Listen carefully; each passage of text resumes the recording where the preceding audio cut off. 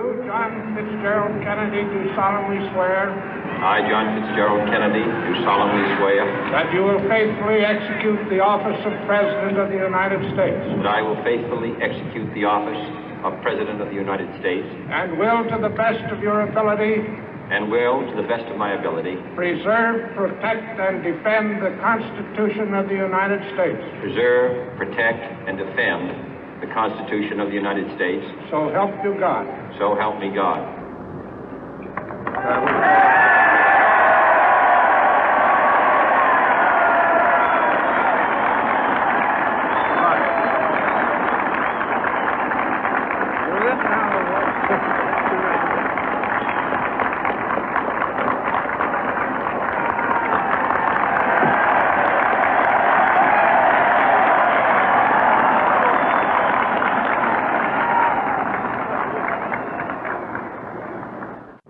Vice President Johnson, Mr. Speaker, Mr. Chief Justice, President Eisenhower, Vice President Nixon, President Truman, Reverend clergy, fellow citizens. We observe today not a victory of party, but a celebration of freedom, symbolizing an end as well as a beginning, signifying renewal as well as change. For I have sworn before you and Almighty God the same solemn oath our forebears prescribed nearly a century and 3/4 ago. The world is very different now, for man holds in his mortal hands the power to abolish all forms of human poverty and all forms of human life. And yet the same revolutionary beliefs for which our forebears fought are still at issue around the globe. The belief that the rights of man come not from the generosity of the state, but from the hand of God. We dare not forget today that we are the heirs of that first revolution. Let the word go forth from this time and place to friend and foe alike that the torch has been passed to a new generation of Americans born in this century, tempered by war, disciplined by a hard and bitter peace, proud of our ancient heritage, and unwilling to witness or permit the slow undoing of those human rights to which this nation has always been committed and to which we are committed today at home and around the world.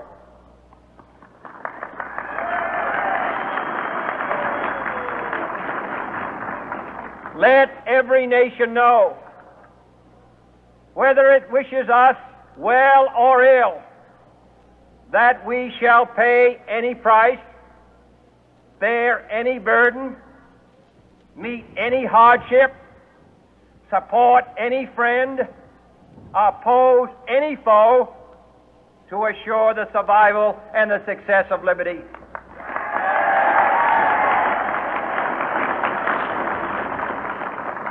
This much we pledge and more. To those old allies whose cultural and spiritual origins we share, we pledge the loyalty of faithful friends. United, there is little we cannot do in a host of cooperative ventures. Divided, there is little we can do, for we dare not meet a powerful challenge at odds and split asunder. To those new states whom we welcome to the ranks of the free, we pledge our word that one form of colonial control shall not have passed away, merely to be replaced by a far more iron tyranny. We shall not always expect to find them supporting our view, but we shall always hope to find them strongly supporting their own freedom, and to remember that in the past, those who foolishly sought power by riding the back of the tiger ended up inside.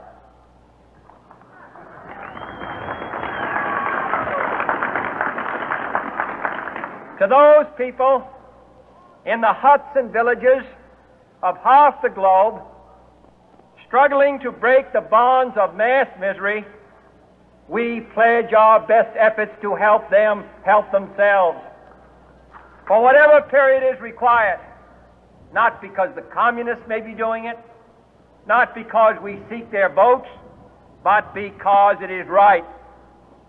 If a free society cannot help the many who are poor, it cannot save the few who are rich.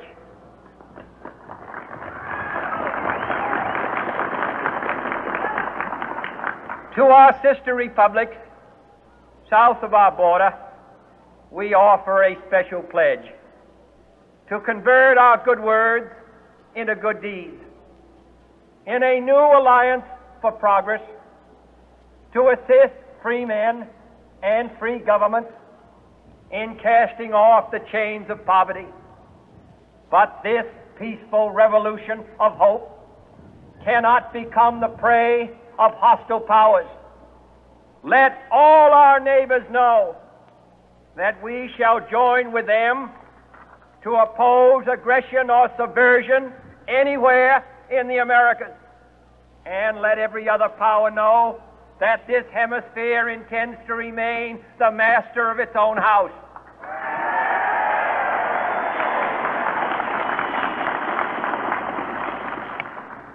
To that World Assembly of Sovereign States, the United Nations, our last best hope, in an age where the instruments of war have far outpaced the instruments of peace, we renew our pledge of support to prevent it from becoming merely a forum for invective, to strengthen its shield of the new and the weak, and to enlarge the area in which its writ may run.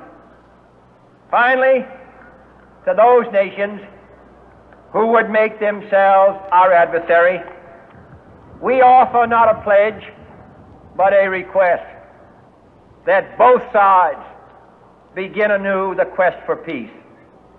Before the dark powers of destruction, unleashed by science, engulf all humanity in planned or accidental self-destruction, we dare not tempt them with weakness, for only when our arms are sufficient beyond doubt can we be certain beyond doubt that they will never be employed.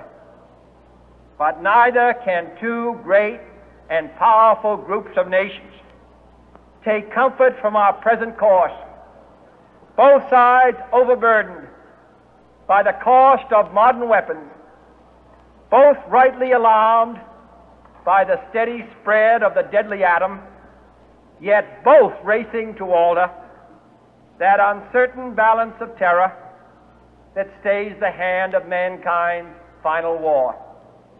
So let us begin anew, remembering on both sides that civility is not a sign of weakness, and sincerity is always subject to proof. Let us never negotiate out of fear, but let us never fear to negotiate.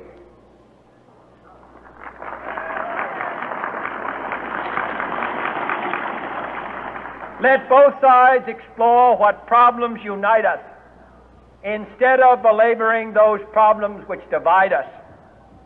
Let both sides, for the first time, formulate serious and precise proposals for the inspection and control of arms, and bring the absolute power to destroy other nations under the absolute control of all nations.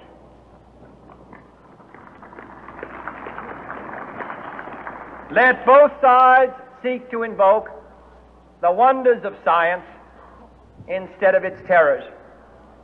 Together, let us explore the stars, conquer the deserts, eradicate disease, tap the ocean depths, and encourage the arts and commerce. Let both sides unite to heed in all corners of the earth the command of Isaiah to undo the heavy burden and let the oppressed go free. And if a beachhead of cooperation may push back the jungle of suspicion, let both sides join in creating a new endeavor, not a new balance of power, but a new world of law, where the strong are just and the weak secure and the peace preserved. All this will not be finished in the first 100 days, nor will it be finished in the first 1,000 days, nor in the life of this administration, nor even perhaps in our lifetime on this planet. But let us begin.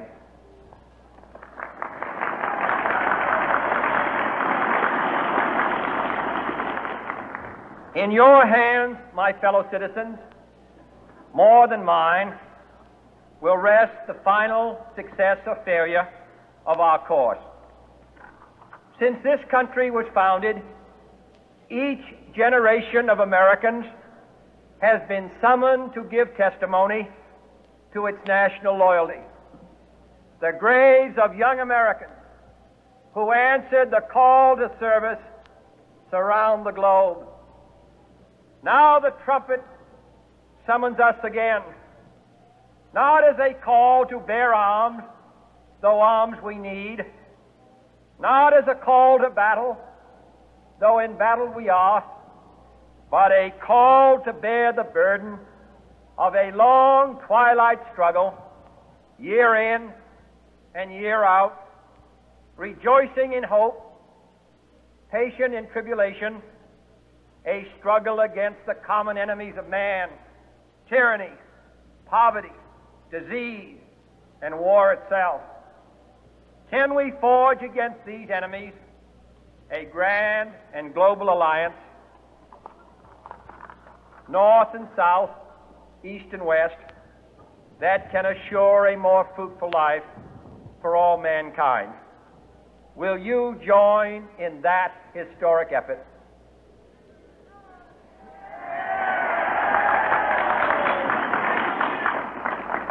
In the long history of the world, only a few generations have been granted the role of defending freedom in its hour of maximum danger.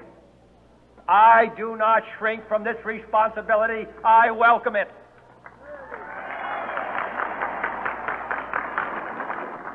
I do not believe that any of us would exchange places with any other people or any other generation.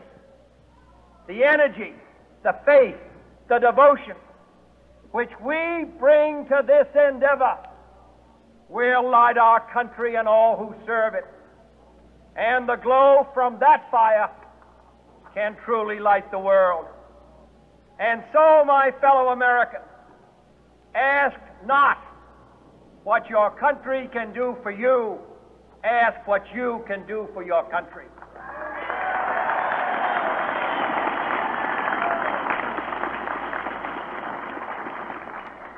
My fellow citizens of the world, ask not what America will do for you, but what together we can do for the freedom of man.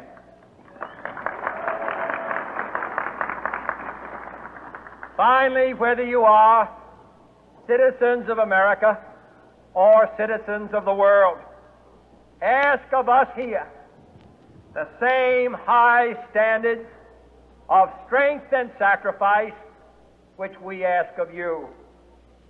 With a good conscience, our only sure reward, with history the final judge of our deeds, let us go forth to lead the land we love, asking His blessing and His help, but knowing that here on earth God's work must truly be our own.